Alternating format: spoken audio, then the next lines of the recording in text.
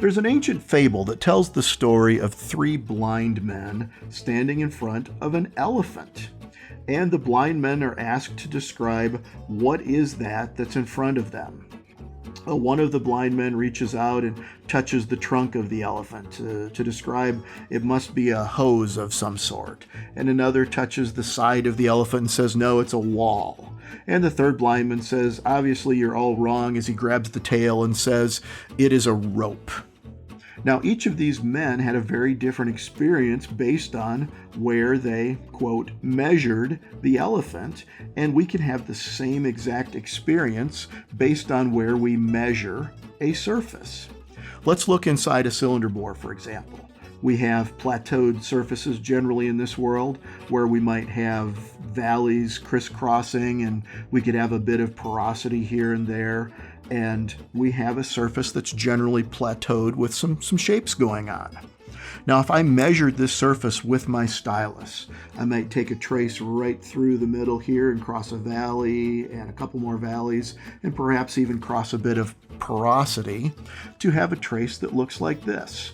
Plateaus into a valley and then maybe a couple of valleys.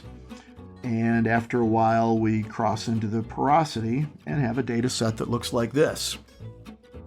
But if I moved over just a tiny bit to remeasure this, to check and see if I really got it right, I now have a trace that takes a little longer to get to the first valley, and then there's nothing for a long time until I hit a second valley.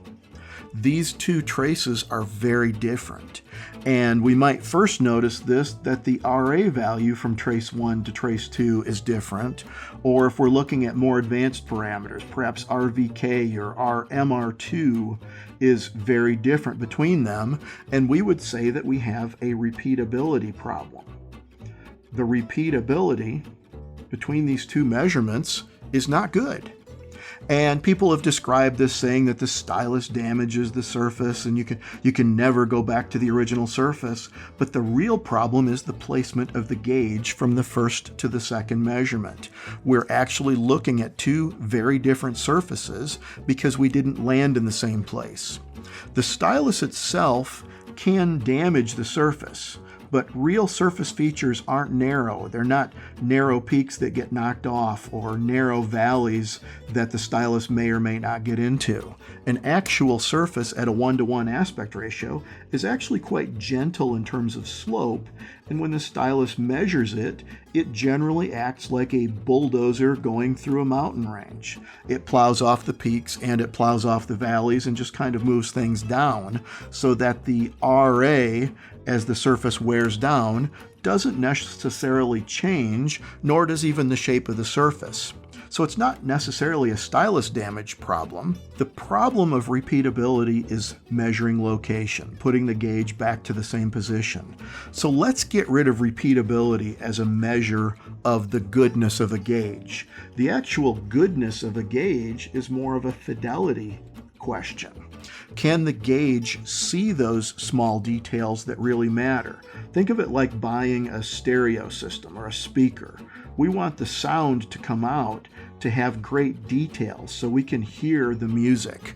We can hear the nuances and the intricacies of the music. We want our roughness gauge to have the same kind of fidelity where we can actually detect these differences.